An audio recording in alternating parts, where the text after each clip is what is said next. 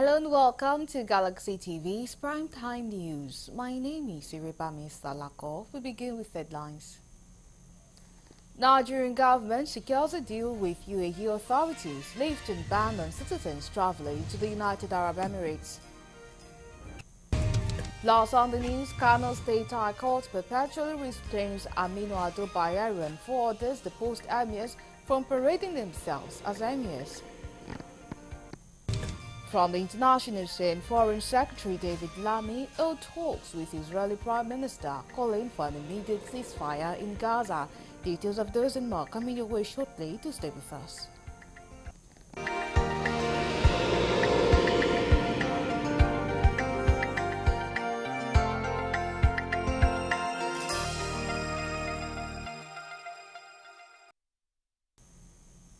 Many thanks for joining us at this time. Now, details of the news. President Bola Tinubu has approved the reinstatement of Professor Nene Bari-Nzabe as a project coordinator of the Hydrocarbon Pollution Remediation Project, IPREP. The president reached a decision following a performance review of the IPREP project coordinator and concluded that the project coordinator is fit to discharge his functions in accordance with the regulations guiding the execution of the Hydrocarbon Pollution Remediation Project, IPREP. In a statement released on Monday by Ajuri Ngilale, Special Advisor to the President's Media and Publicity, said the directive of the President, the reinstatement of the IPREP project coordinator, takes effect immediately. After several months of intervention, the Nigerian government has secured a deal with the United Arab Emirates authorities, lifting ban on citizens traveling to the UAE. With this latest development, Nigerians wishing to travel to UAE can now secure a passport to travel there. Minister of Information and National Orientation Mohammed Idris broke the information shortly after the Federal Executive Council meeting presided over by President Bola Tinubu. The minister said Nigeria has been discussing with the UAE over the ban on Nigerians traveling to that country. But as of today, an agreement has been reached on that. Now Nigerian passport holders can be issued passport to travel to United Arab Emirates. Pushing to the most vulnerable. This is a first step, and government will continue, the federal government will continue to support all the state governors, the local government, all the subnationals, so that the hardship being experienced by most Nigerians in terms of shortage of food supply is bridged.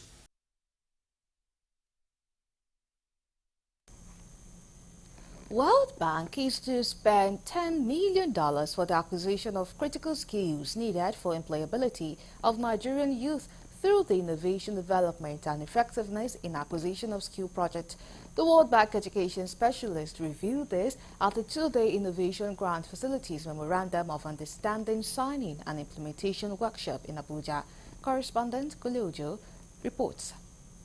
In 2020, Nigeria's Human Capital Index of 0.36 was among the lowest in the world, putting the future productivity of the labor force at risk. The growing private sector and the emerging digital economy will require workers with new and up-to-date skills to keep Nigeria abreast of global market developments. To meet these demands, the World Bank is supporting the Federal Ministry of Education to empower youths to acquire latest skills to become employable.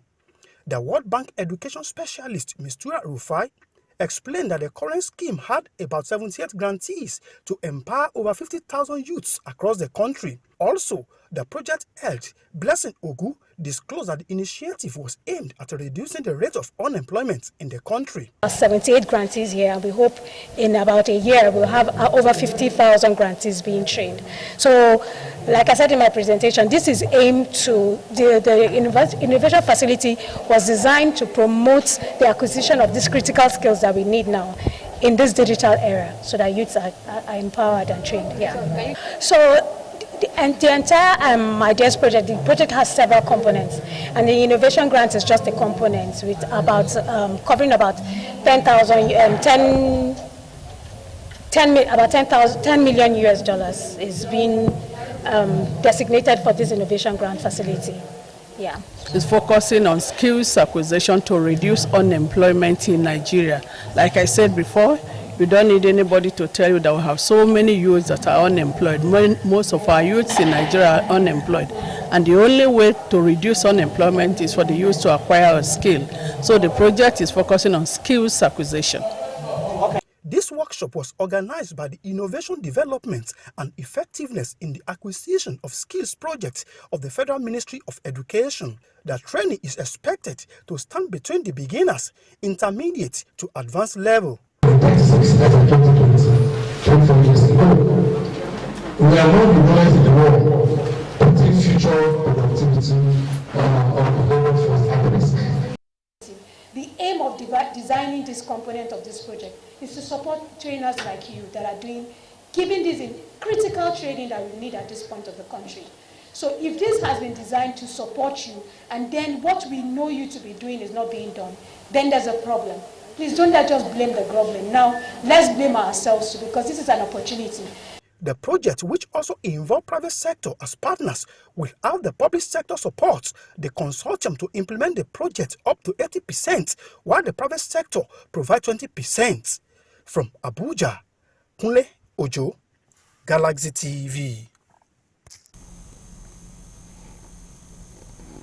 The Chief of Defense Staff, General Christopher Musa, has called for community engagement and education in areas where illegal mining occurs to help address the issue of illegal mining. Speaking at an investigative hearing on illegal mining in Abuja, he emphasized the need for government to provide alternative sources of income for communities that rely on mining due to poverty. Correspondent in Abuja, Ken Abuchi, sent in the report. The Chief of Defense, who was represented by the Director of Operations, Air Marshal Eneme Kailo, urged federal government to demonstrate political will to tackle illegal mining by ensuring that those involved, regardless of their status, face consequences. He advocated stronger border security and equipping relevant agencies to combat illegal mining, noting that foreigners are often involved and claim connections that lead to their release when arrested. Also speaking, the Chief of Army Staff, Taurid Lagbaja, also represented by Colonel Tajuddin Lamidi, reported that between December 2023 and now, 412 individuals involved in illegal mining have been apprehended. The Chief of Army Staff assured that the Army will continue to collaborate with relevant agencies as mandated by the Constitution to combat illegal activities and bring those responsible to justice. The third one is to engage the communities where these activities are done. And how do we engage them? We could sort of organize lectures through their the languages around there on how legal sustainable mining are done and how they can key into it. And also the government could look into also how to give them another source of livelihood. From December to date, we've arrested 387 individuals in connection with illegal mining. We also have vehicles and also some of these these minerals that were arrested, which were handed over as exhibits to those agencies for them to be prosecuted. Earlier, the Speaker of House of Representatives, Honorable Tajuddin Abbas, represented by the House Leader, Honorable Julius Nyombere, and the Chairman of the House Committee on Solid Minerals, Honorable Gaza Jonathan, emphasized that illegal mining poses significant threat to Nigeria's economy, environment and security, stressing that the unregulated exploitation of natural resources undermines the sustainability of the mineral sector, resulting in environmental degradation and revenue loss that could otherwise benefit local communities and the nation as a whole. What continues to amaze me is that even in 2024, shamelessly, we are still talking about illegal miners. Now, these people are not spirits. They are human beings. Whether they operate at night, in the day, they are human beings. And I know for a certain that we have some of the best security forces in this world. It's imperative that we take, as a matter of urgency, decisive steps and necessary action to address this issue and ensure that our solid mineral sector operates within the framework of the law, protecting our natural resources for future generations. They urged them for swift and decisive action to address this issue, ensuring that the solid mineral sector operates within the legal framework and preserve natural resources for future generations. You're still on to the news on Galaxy TV. Coming up next.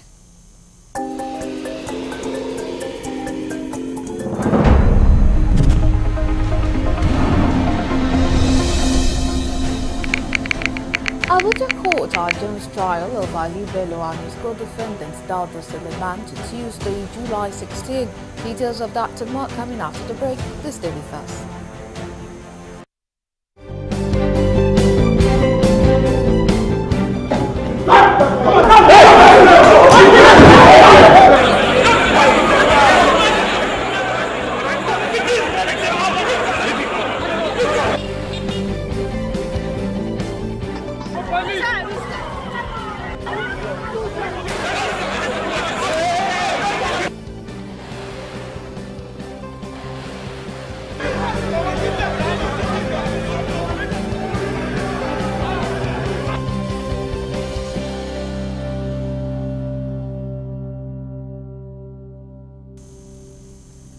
We are glad to have you back. Now for more updates and latest news, please visit our website www.galaxytvonline.com. Connect with us on our X handle at Galaxy TV. Subscribe to our YouTube channel, youtube.com/Galaxy TV News. You can follow and interact with us on our Facebook page, facebook.com/Galaxy TV. Remember to follow and tag us on our Instagram page at Galaxy TV. You can also avail our Eyewitness feature via WhatsApp. If you have breaking news around you, simply share your story by sending short clips or videos of the news on 0818-6666-669. Our social media platforms are user-friendly and can always accommodate your live updates and comments. Now to judicial matters. A Kano State High Court presided over by Justice Amina Aliyu has perpetually restrained Aminu Ado Bayero and 4 others, the post-emirs of Bichi, Rano, Gaya and Karaye, from parading themselves as emirs. Delivering the judgment on Monday, Justice Aliyu further restrained the 15th emir of Kano and 4 others dethroned emir by their servants and privies and any other persons appointed by them from parading themselves as emirs. Recall that the Kano State government had further sued asking the State High Court to stop the 15th emir, Bayero, and 4 other emirs of Karaye, Bichi, Rano and Gaya from parading themselves as emirs. The government also gave the deposed emirs 48 hours within which to vacate their respective palaces after being deposed.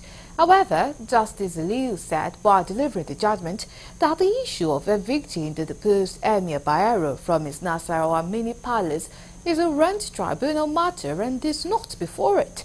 In her judgment, she directed the deposed Emir and 4 other former Emirs to quickly hand over all the Emirates' traditional royal artifacts to the government and the substantive Emir of Kano, Sanusi Lami Sanusi II. Similarly, she ruled that the state governor, Abba Yusuf, assenting to the law is also done perfectly according to the constitution.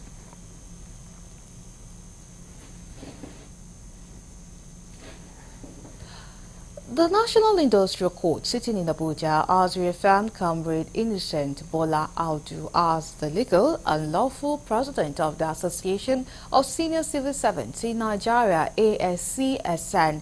In the virtual judgments delivered by Justice Oyewumi Oyejoju Oyebiola, the court held that the suspension of Bola Audu by the Central Working Committee of the Association and the subsequent expulsion by the National Working Committee was unlawful, illegal, null and void. Correspondent Kulojo now reports. Recall that Bola Audu, the embattled president of the Association of Senior Civil Servants of Nigeria, was arrested and detained on the 22nd of February 2024 for alleged case of human trafficking and exploitation of vulnerable persons.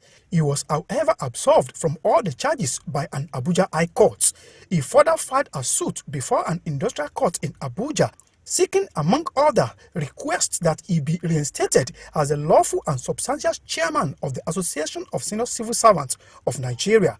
Justice Oyebola, while ruling on the preliminary objection filed by the defendant, held that they only raised the issue of jurisdiction after he had joined issue on the point where the claimant was almost closing his case. She held that the suspension and expulsion of Bola Audu was done unlawfully and declared it null and void, having been done in defiance to our subsisting order of the courts. The court maintained that the third defendant cannot continue to act as the acting president but can return to his position as the vice chairman if the union wishes, adding that Bola Audu has been acquitted of allegations leveled against him by NAPTIP till when his tenure will be completed, as well as be accorded with all the benefits as president. The plaintiff and his lawyer described the judgment as victory for the rule of law. We had a judgment on the issues I presented before the courts. The issue that has to do with who is the proper person to lead the Association of Senior Civil Servants of Nigeria as its national president, because I was elected almost 4 years ago. And along the line, there were one or two issues that we could have resolved internally. And while those issues were on, my office was seized. Seized my office, all kinds of things they started doing to me. It looks like you were set up, give the dog a bad name in order to take him out. But today we thank God that I was patient enough to go through the process of litigation, and I have been reinstated as the legally elected president of association. The lingering matter with respect to the leadership, the authentic leadership of the Association of Senior Civil Servants and the surrounding crisis that took us to the court has been resolved today by the National Industrial Court. From the Industrial Court in Abuja, Kunle Ojo, Galaxy TV. And to the story teased earlier, a federal high court sitting in Abuja on Monday adjourned the trial of Ali Bello and his co-defendant Dauda Suleiman to Tuesday, July 16, for the continuation of the 7th prosecution witness PW7's evidence. Justice James Omotosho adjourned the matter after the FCC's lawyer Rotimi Oyedepo led Aminu Rabiu, who is the PW7 in evidence, in the ongoing trial to the defendants in the alleged money laundering charge. The FCC in the charge had sued Bello and Suleiman as first and second defendant to the case. Upon resumed hearing, Oyedepo told the court that the matter was fixed for continuation of trial and that they were ready to proceed. Correspondent Kunle Ojo reports that counsel for Ali Bello, Abubakar Aliyu San, and Suleiman's lawyer Olusegun Jolawo San equally indicated their readiness to proceed with the matter. Rabi, who called himself a businessman from Falela Construction Company Limited, told the court that he was into interior decoration and furniture work. He said he knows the former governor of Kogi State, Alhaji Yahya Bello, and the two defendants who are being prosecuted by the anti-graft agency. Justice Omotosho adjourned the matter until Tuesday for continuation of the evidence of PW7. And still on court matters, an Edo High Court sitting in Benin City has adjourned the suit instituted against His Royal Majesty Wari II, Oba of Benin, by two suspended Benin Enige Dukes to October 17, 2024 for mention amid routine shuffle of court. The suspended Enuges are challenging their suspension from office by the Oba of Benin following allegations of spearheading rebellion against the Oba cancelled to the Oba of Benin and the claimant, Professor Gregory Azenzwa Akenzwa, who spoke to newsmen after the brief hearing and shuttle outside the court, described the situation as normal. Meanwhile, palace chiefs, members of the Benin royal family and residents defied the presence of police personnel as they marched through the street in solidarity for the Oba of Benin. There have been some postings within the Edo State Judiciary leading to the transfer of judges from different judicial divisions.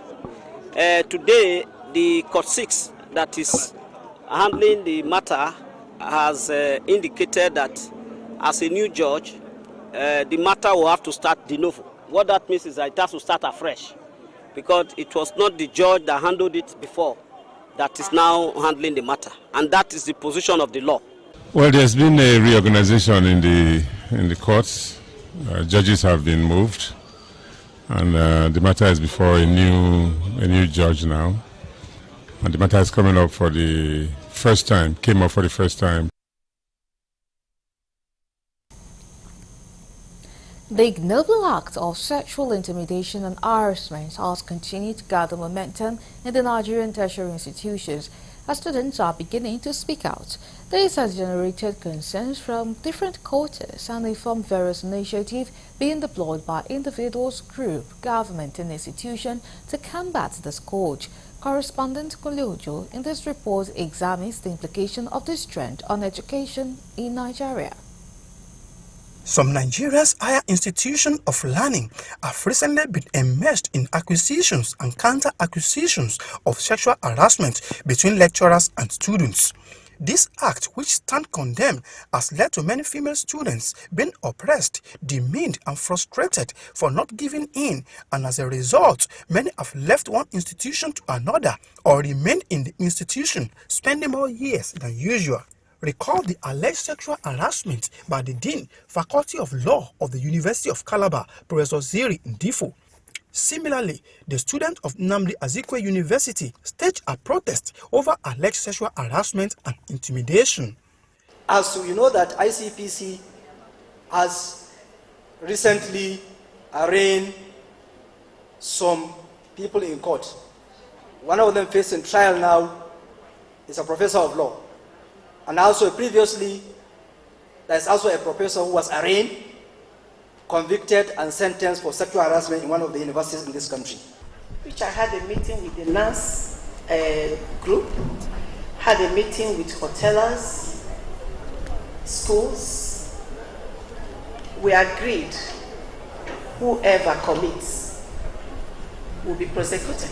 Also, many female students have yielded to the demands of their lecturers just to secure a degree, national diploma or NCE, after not being able to speak out, especially knowing that in most cases, speaking out will lead to more problems for them. We are able to eradicate sexual harassment in our educational institution. The ugly can grow, unfortunately, persisted. Therefore, call on stakeholders to step up their game in order to eradicate these devastating biases from our institution of learning. Yes, there are challenges. First of all is the issue of people to speak up, because the students up to now, they feel that there is no much protection for them to speak up. So that's why we are encouraging them. Whenever there is this issue of allegation of sexual harassment, they should speak up. Although very many human rights groups and bodies have stepped up campaigns against the unfortunate incident, which is becoming a norm in our every tower, what then should be the role of government agencies saddled with the responsibility of protecting innocent students? Is there any role for the society itself in curtailing the spate of sexual harassment and intimidation in tertiary institutions in Nigeria? Processes at sub-national levels so that the state commissioners for education can embed this into their own state framework to see that every higher education institution in their state is free from sexual harassment and, more importantly, from the prevention lens and not from the response lens. From Abuja, Nle Ojo, Galaxy TV.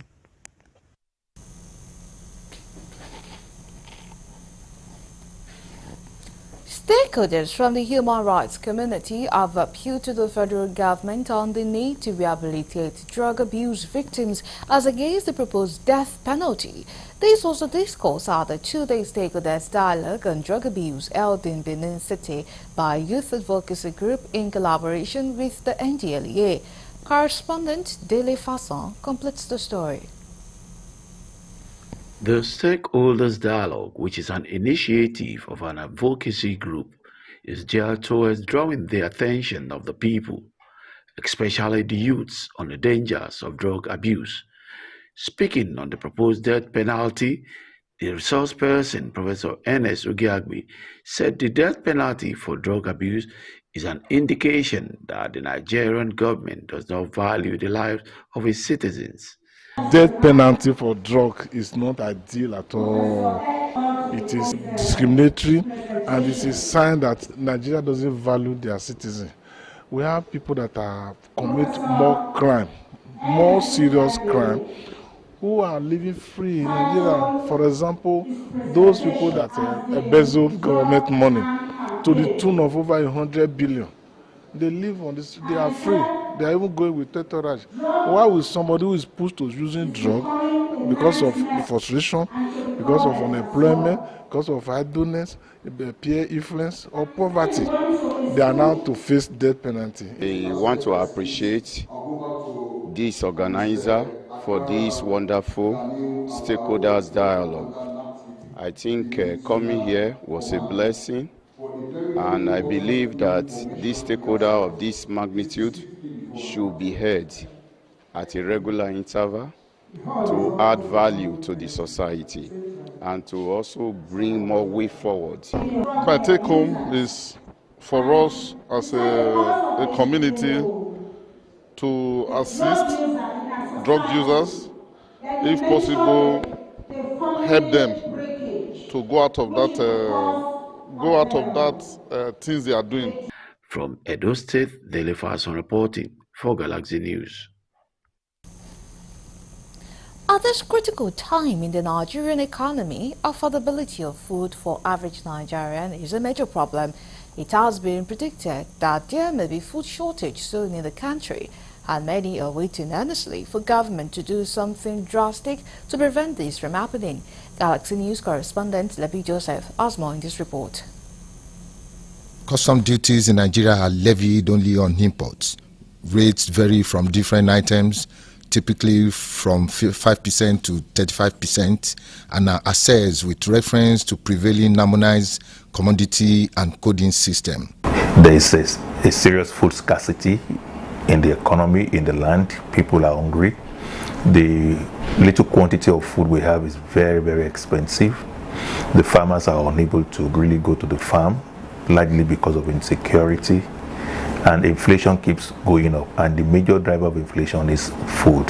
Especially because that is the only way, we can be able to solve the crisis, the food crisis, going into the in the country. You can see that, in fact, the cost of raw goods, essential things, have been is so exorbitant that even a common man cannot be able to bear. The announcement by Nigeria's Minister of Agriculture, Abubakar Kyari, about suspension of duties, tariffs, and taxes for importation of major food items like beans, wheat, and Hogs brown rice could be a good radiance if properly monitored. We also have to be sure of those who are going to bring it in. Is it that they are now going to monopolize this for some particular people, sometimes politicians, that will hack on it and use it to make more money at the detriment of the people? That's another area that government needs to look at. So we will expect that if this is going to be done, there should be more transparency in the value chain. The private sector should be involved, such that we will also be able to see that truly government has earmarked so much money to import food. Nigeria's major agricultural goods imports include drum wheat, fractions of palm oil, unroasted malt, mackerel, and herring meat frozen. This brings to bear reason why Nigeria must work on local production of foods to cater for the needs of Nigerians. They are bringing in is what we need and what we do not need. There's some food items that are abundant here that are even wasting away. You can't begin to bring that in.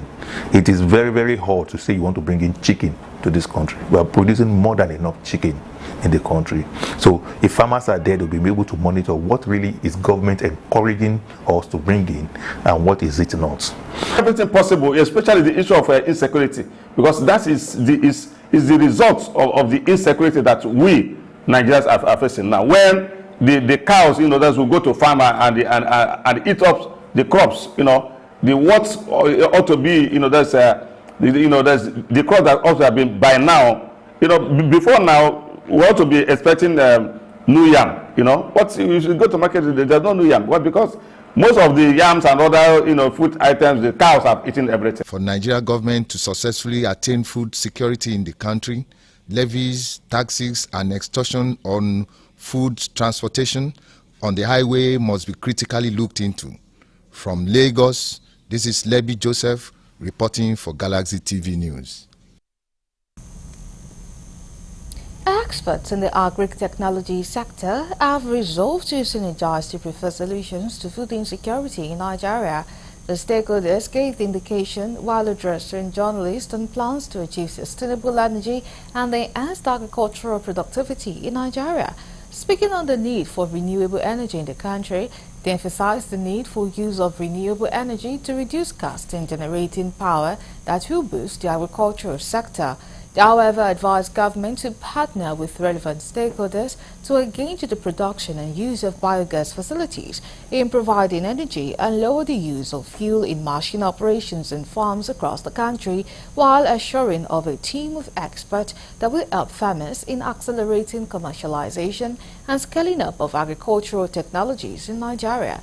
They were also interested in a partnership that will promote the creation of an enabling environment and access to markets of agricultural products, just as they pledge to provide technical training and capacity building to farmers.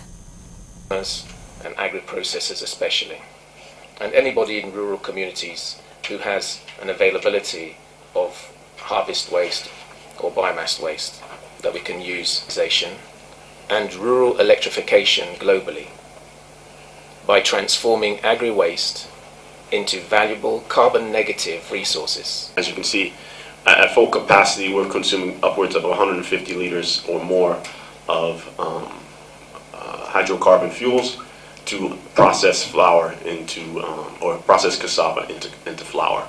So the Pyro power unit has the ability to, one, reduce our consumption or eliminate our consumption of diesel and another product.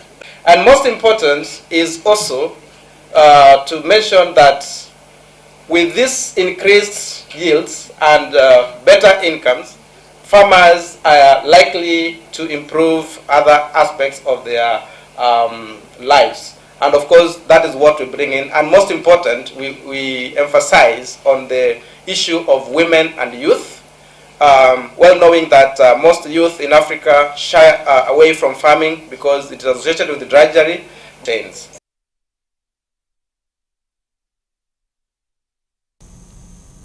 As part of efforts to improve the socioeconomic circumstances of youth and address the issues of underemployment and unemployment globally, July 15 was set aside to create awareness on the importance of equipping the youth with the needed skills so as to be a contributor to the nation's growing economy.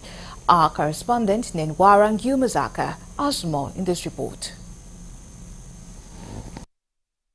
In 2014, the United Nations General Assembly declared 15 July as World Youth Skills Day to celebrate the strategic importance of equipping young people with skills for employment, decent work and entrepreneurship.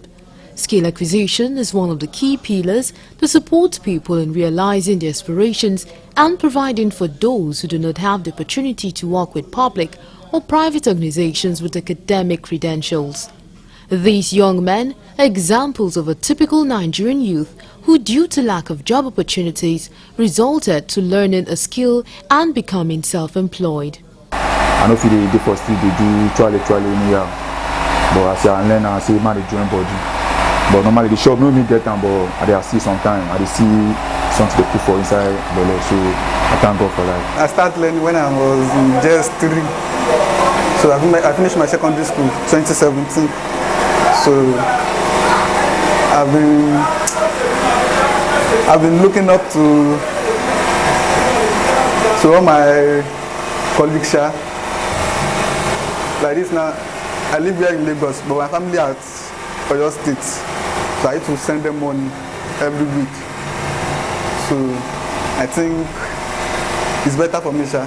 The government has tried to provide youth with technical and vocational skills through both formal and informal channels. However, despite the awareness of the importance of boosting youth skills to promote self-employment and reduce unemployment in the country, Nigeria continues to experience an increase in unemployment and underemployment. You see, to be sincere, in the states, at the state level and federal level, we do hear Ministry of Youth, Sports and Development. I think that is the ministry that takes care of all those issues. But if you look at those ministries, you will discover that they are merely on paper than in action. Though we do hear they play Falcon, play this, play that, that's for sports. But when it comes to the welfare of the youths, to ensure that the youths, they don't constitute nuisance to the society, I think the government is not doing much about that area. Okay, when especially youths, when they are not employed, engaged meaningfully, they will definitely get engaged in some other vices, other things. So that's why government needs to do a lot to ensure that these youths, when you talk of pyramid of population, the down, which are the youths, where they have the bulk of, they are agile, energetic, okay, and available for work. The theme for this year's World Youth Skills Day is Youth Skills for Peace and Development, with hopes that youth get what they need to build skills for shaping a more peaceful and sustainable future. Nenwarangil Mazaka, Galaxy TV News, Lagos.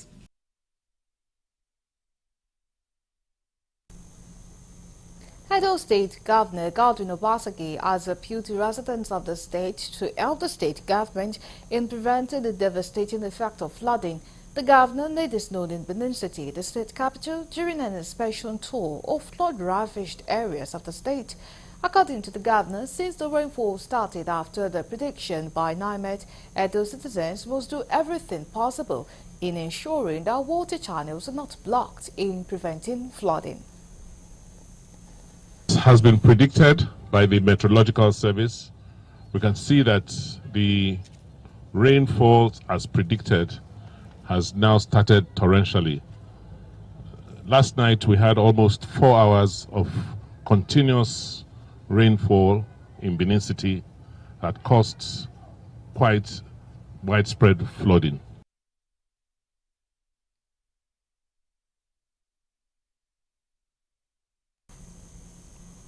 Now we move to the international desk for more news.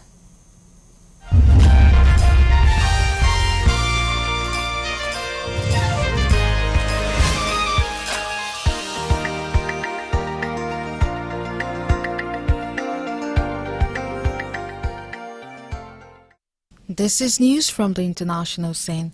Foreign Secretary David Lammy held talks with Israeli Prime Minister Benjamin Netanyahu.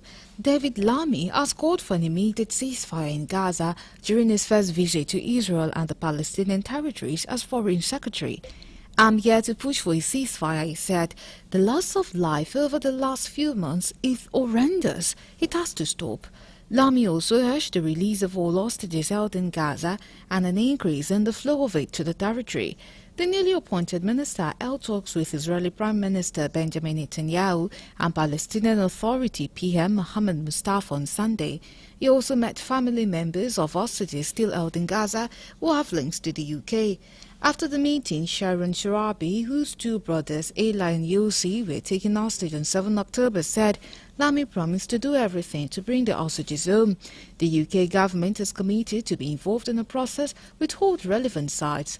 In February, the Israeli military said Yossi Sharabi was killed and that it was likely a result of an IDF airstrike. It is thought his body remains in Gaza. In his meeting with Mustafa, Lamy said the UK would push for peace and stability. A statement posted on X by the British Consulate in Jerusalem said. A small town mayor in the Philippines who has been accused of being a Chinese spy has gone into hiding, officials said. Police could not carry out a warrant for the arrest of Alice Goh over the weekend as she was not at any of her known addresses. Scam centers were uncovered in Miss Goh's town of Bamban in March, concealed in online casinos that cater to mainland Chinese. Her story has played out like a TV drama, as she has also been questioned on her Chinese parentage and suspicion that she was working as an asset or spy for Beijing. Goh's case has gripped the nation as Manila and Beijing continue to spar over reefs and outcrop in the South China Sea. The Senate ordered the arrest of Goh and some members of her family last Friday after she twice snubbed summons to appear in hearings on the scam centers. Show yourself. Hiding will not erase the truth. Senator Risa Ontivores, who is leading Parliament investigation on Goh, said in a statement. Goh has denied wrongdoings. She claimed her Chinese father and Filipino mother raised her on their pig farm. Rwanda's President Paul Kagame, feared and admired in equal measures, is seeking to extend his 24-year rule in an election analyst says he will win by landslide. He has dominated every election since becoming president in 2000 with over 90% of the vote. In 2017, he won with a staggering 99%. Kagame, 66, is accused of not allowing any real opposition and ruthlessly targeting his critics, even outside the country.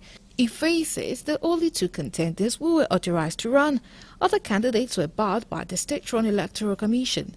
President Kagame has been at the helm of Rwandan politics since his rebel forces took power at the end of 1994 genocide, which killed some 800,000 ethnic Tutsis and moderate Hutus. Since then, he has been praised for overseeing the country's dramatic economic revival and unifying the country. Rwanda was 30 years ago essentially written off, but thanks to some extent of the leadership under Kagame and his ruling party, Rwanda managed to build some stability. Dr. Felix Nahinda, a scholar at the Great Lakes region, told newsmen, Kagame has always fiercely defended Rwanda's record in human rights, saying his country respects political freedoms. But one analyst told newsmen the election was a mere formality. Still on the international scene, Kenyan police have arrested a man who they described as a serial killer, suspected to have been behind the gruesome murder of 9 women whose mutilated bodies were found in a disused quarry used as a rubbish dump. Police say Domaise Kalisia, 33, confessed to having killed 42 women since 2022, including his own wife. The suspect was arrested at a bar early on Monday morning as he was watching the Euro final. There has been shock and outrage in Kenya since the first of the dismembered bodies were found on Friday at the Mokoro Quarry in the capital Nairobi. He confessed to have lured, killed and disposed of 42 female bodies at the dumping site, all murdered between 2022 and as recent as Thursday, said Mohammed Hamin, head of the Directorate of Criminal Investigations, DCI. He said that after his arrest, the suspect led police officers to his house about 100 meters from the crime scene. The police displayed to the media some of the items said to have been recovered from the suspect's house, including 10 phones, a laptop, identity cards and personal female clothing. They also found a machete they believed was being used to dismember the victims and 9 sacks like the ones used to dispose of the bodies. Police said they were still interrogating the suspect to establish the motive for the killing, and he would be arraigned in court on Tuesday. Several people have been killed after a car bomb exploded outside the popular cafe packed with football fans in the Somali capital Mogadishu. The bomb went off on Sunday night at about 10:28 p.m. local time as patrons at Top Cafe were watching the Euro 2024 football final between Spain and England. Police said at least 5 were killed in the explosion and 20 more injured. Security sources later told newsmen the death toll has risen to 9. Jihadist group Al-Shabaab said it carried out the attack. The restaurant had been full with some on the pavement outside as the bomb went off, sending people scrambling for safety, witnesses said. We had a loud, horrifying explosion during the first half of the game that we were watching. Everyone had to figure out how to save themselves, one of the survivors, Mohammed Musa, told newsmen. I saw people in danger, injured people screaming for help and others confused. It was terrifying, he added. Another witness told newsmen that some people in the cafe were able to escape by clambering up ladders at the back and jumping out over the wall. Sunday's explosion also destroyed a number of cars and damaged several buildings. Al-Shabaab, part of the Al-Qaeda group, reportedly said it was targeting a place where security and government workers met at night. The area is close to Villa Somalia, the official presidential residence. Lastly, on the international scene, with heavy rain moving in across the United Kingdom on Monday and Tuesday, yellow rain warnings have been issued by the Met Office. Some localized flooding, travel disruption and difficult driving conditions are possible, along with small chance of power cuts. The cool and wet July continues to bring a rather disappointing start to summer for many so far. There are signs of some warmer and drier conditions later in the week. Met Office yellow warning for rain in force for Monday across England and Wales, the first as much as 30 to 40 millimeters of rain falling in a space of a few hours, which could lead to some localized flooding. Later on Monday and into Tuesday, the heavy rain will have moved further northeast, where another yellow warning will be in force from 3 p.m. Monday to 9 a.m. Tuesday. The Met Office warning suggests heavy rain will cause some localized flooding in places with travel disruptions. And that's it from the international scene.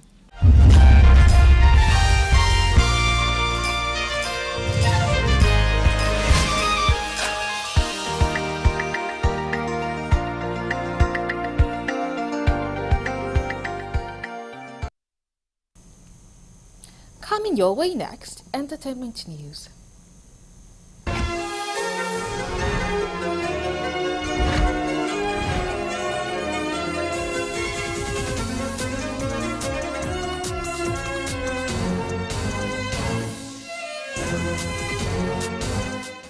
Welcome to Entertainment News. My name is Rose Blossom Mwe. Here's the full report. Nigerian music executive Soso Soberakan has wept profusely after losing a $10,000 bet to singer Zlatan Ibile. Last night, Spain defended England to win the record 4th European Championship, netting the winning goal late in the game as Spain clinched their first trophy in 12 years. Soso had a $10,000 bet with Zlatan for England to win against Spain. Unfortunately, his team lost to Spain, making Zlatan the winner. Taking to his Instagram story, Soso kept a crying sticker as he tagged Zlatan in his post. In a now deleted video on Zlatan's page, Zlatan aesthetically celebrated his win against the music executive, pouring drinks on his face while pacing around his living room.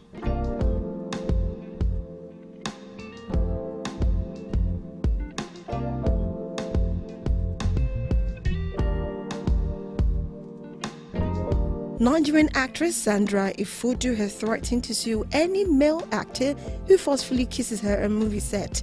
Sandra took to her page to criticize male actors who push real kisses on their female co-stars during filming.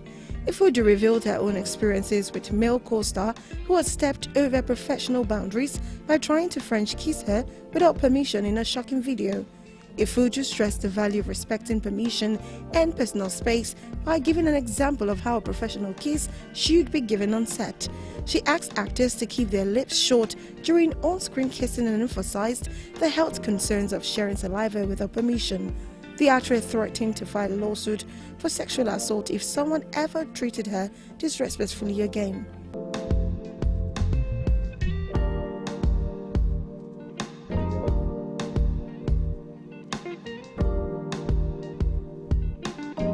Social media users are mercilessly dragging legendary singer Nonsense Idibia, better known as Stu Baba, for weighing into former US President Donald Trump's assassination attempt. This comes after 2 people died and Trump was rushed off stage after a gunshot was fired at his Pennsylvania rally. The FBI identified 20-year-old Thomas Matthew Krauts as the suspect. Via his Instagram story, Stu Baba speculated that the viral assassination attempt were merely staged, noting that he would be utterly shocked if it wasn't. He stated that Hollywood actor Jesse Smollett is still learning to work beside Trump. He added that Hollywood is still learning work. Taken to the comment section, many slammed him for his unsolicited opinion as they used his past cheating scandals to taunt him.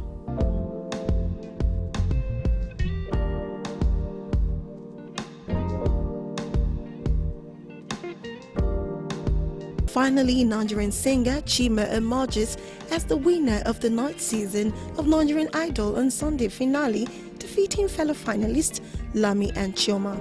Chima received a grand prize of 30 million naira, an SUV, a record deal, and a video shoot for his victory. During his last performance, Chioma wowed the audience with his impressive cover of Jodi's Kuchi Kuchi and Jennifer Hudson, One Night Only. Chima's soulful renditions of Dari Act Aladay's Not the Girl and Steve Wonder's Ass amazed the judges. Meanwhile, Lami's heartfelt performance of Tubaba, African Queen, and Alexander Box's Hallelujah received thunderous applause from the guests. The finale featured performance by Simi, Chike, Progress and others, and a special thank you performance by Judge Omaumi, an evicted contestant. Hosted by Ike Osakodwa and judged by Nice, Omaumi and Rikasani, the Dare to Dream edition aired live for 8 weeks.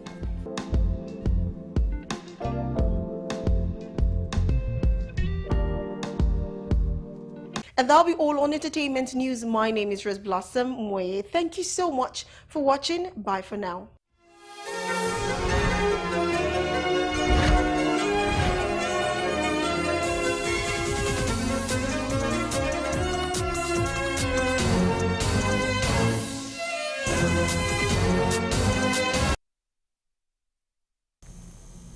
And that is all we have for you. We thank you so much for watching. My name is Iribami Salako. Goodbye.